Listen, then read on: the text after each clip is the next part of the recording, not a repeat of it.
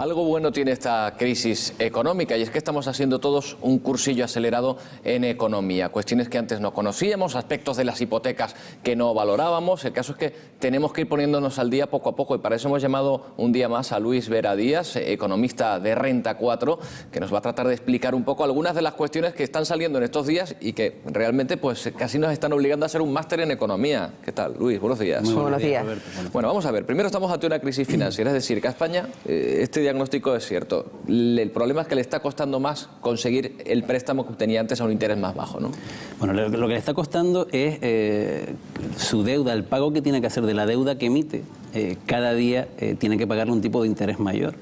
Y eso lo que conlleva al final es que tengas que pagar más intereses a vencimiento, mucho más que cualquier país de nuestro entorno o países en los que nos tenemos que fijar, como Alemania. Ellos pagan por emitir su deuda un 2,5% y nosotros estamos pagando, ayer pagábamos un 6%. Esto al final hay que buscar ingresos para poder pagar esto. Esto es como cualquier economía privada. Yo creo que como mejor se ve, si quieres como un ejemplo, si tú eres un inversor privado y tienes dinero y quieres buscar rentabilidad de tus inversiones y tú sabes que en tu país están emitiendo deuda al 6% o al 5% con un vencimiento determinado, tú dices, bueno, si yo puedo acceder a esto, yo sé que voy a cobrar un 5%. Automáticamente yo voy a mi banco y digo, bueno, ¿usted cuánto me ofrece a mí? El banco se tiene que plantear, tiene que trasladar los tipos de interés que hay en el mercado y decir, bueno, si un activo sin riesgo, como es la deuda pública española, en nuestro caso, da un 3, un 4, un 5, yo tengo que ofrecer más. Al final esto es una bola que se va haciendo más grande y el banco tiene que ofrecer más dinero para que sea atractivo que el inversor compre un activo. Eso al final, si el banco paga más por el dinero que presta, al final tiene que cobrar más.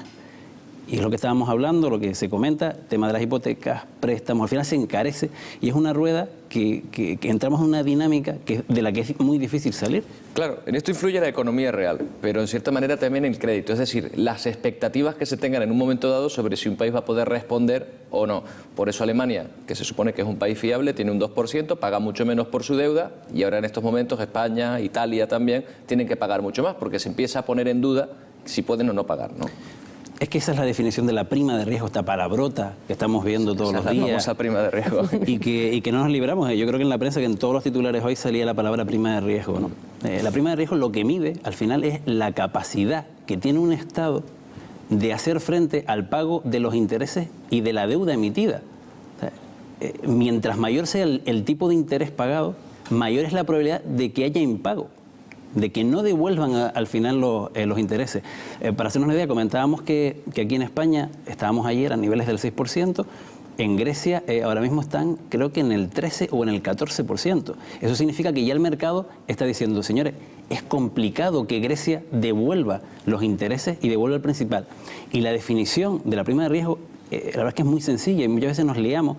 La prima de riesgo lo que mide es la diferencia de rentabilidad de la deuda pública de un país que se presupone que no tiene riesgo, en este caso nos estamos fijando en Alemania, con la rentabilidad de un activo en el país concreto, en este caso España. Y además lo que se mide es un activo a 10 años, ¿vale? Un bono a 10 años que se llama. Ahora mismo el bono a 10 años alemán está dando una rentabilidad del 2,5%. Nosotros, cuando se habla de que la prima de riesgo está 300 puntos por encima, o está a 300 puntos, significa que la rentabilidad de la deuda española está un 3% por encima de la alemana. O sea, que si la alemana paga un 2,5%, nosotros estamos con un 5,5%, pagamos un 5,5%. ¿Qué significa eso? Que hay un mayor riesgo. El binomio, la ecuación rentabilidad y riesgo tenemos que tenerla siempre presente. Si nosotros ofrecemos más rentabilidad, es que somos o tenemos más riesgo. Y para que a la gente le quede claro, ¿por qué ha ocurrido hasta ahora? ¿Por qué ha aumentado tantísimo la prima de riesgo si España ha tomado las medidas que en un principio había que tomar? Tiene que ver con lo que ocurría en Portugal, pero ¿por qué se ha contagiado de esta manera a países como Italia y España tan rápidamente? Porque al final no podemos olvidar que estamos en un mercado global.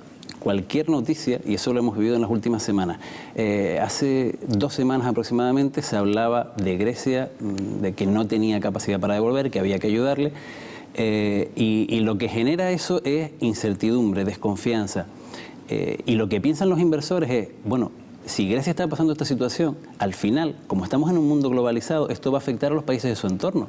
¿Cuáles son los países de su entorno? Pues Portugal, España, Italia, y se genera una marea, una manera de desconfianza. Cuando se soluciona parcialmente el tema de Grecia, sale a la palestra Portugal. Y bueno, vamos a intentar solucionarlo de Portugal. Y bueno, y eso, entre comillas, es una labor fácil de solucionar porque son países pequeños y hay dinero para ayudarle. Pero cuando hablamos de países como como Italia, como España, ya es que aquí ya no hay dinero. Y un simple rumor de la posibilidad de que Italia o España dejen de pagar su deuda nos afecta a todos. Y claro, en los mercados, ese ente que tenemos ahí, del que todos hablamos, al final presiona. Y si tú estás en un mercado y tienes la posibilidad de vender algo porque desconfías de ello, porque no crees que sea atractivo, al final vendes tú, vende tu compañero, vende el de al lado, y la venta continuada de un activo hace que baje su precio. Estamos hablando de una cuestión de confianza, digamos. ¿No crees que la descoordinación que ha habido entre los ministros de Economía de la Unión Europea puede haber provocado también que se agrave esta crisis de la deuda? Porque no ha habido una posición clara, se ha quedado para una reunión posterior. ¿Qué puede haber provocado esta descoordinación? Lógicamente, la crisis que estamos viviendo, que llevamos ya varios años, la que vivimos aquí en Europa, es una crisis de confianza. Y gran parte de esa desconfianza que hay en los mercados la tiene la desunión que hay a la hora de armonizar políticas económicas y fiscales.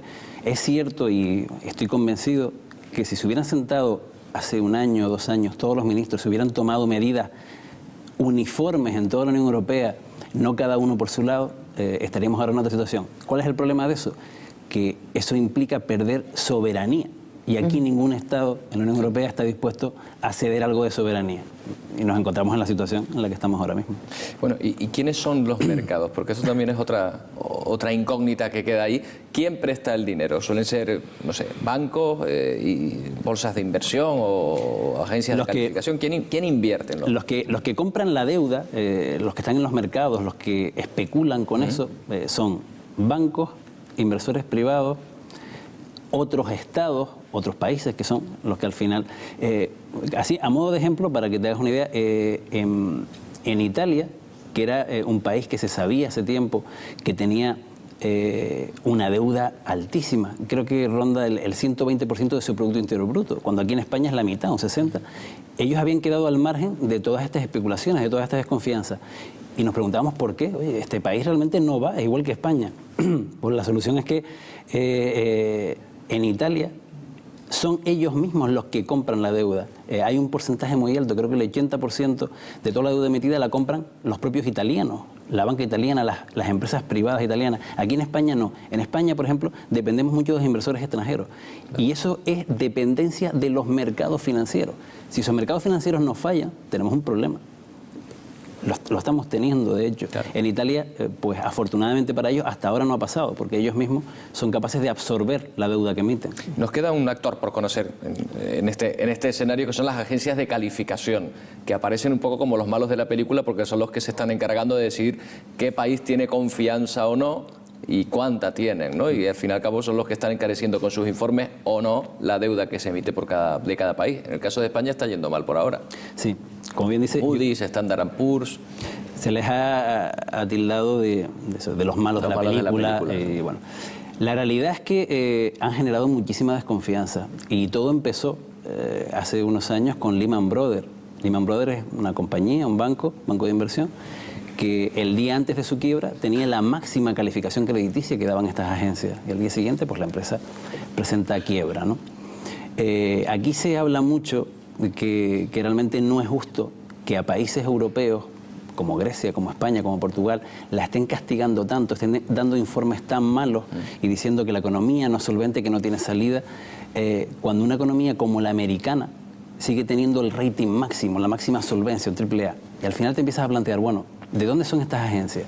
Pues son todas americanas, sobre todo las principales. ¿Hay solución a esto? A día de hoy no. Es la única forma de que tanto empresas como estados puedan obtener una calificación crediticia. Digamos que es lo que nos fijamos los inversores a la hora de tomar una decisión. Oye, este tiene AAA. AAA significa que es solvente. Lo que hay que hacer, o la solución alternativa, es crear, como se está hablando, a nivel, por ejemplo, de la Unión Europea, una macroempresa de rating a nivel europeo y dejar de lado a estas empresas americanas. Pero de momento, aunque sea algo malo, es lo único que tenemos. Las agencias de calificación ahora mismo yo creo que son necesarias.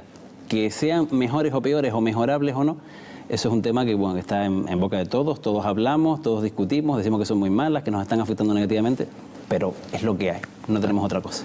Luis Vera, economista, asesor de Renta 4, muchas gracias por este máster, este pequeño briefing en economía. Vamos a tener que hacer más, seguramente, a lo largo de esta temporada. Muchas gracias. Gracias. Gracias a ustedes.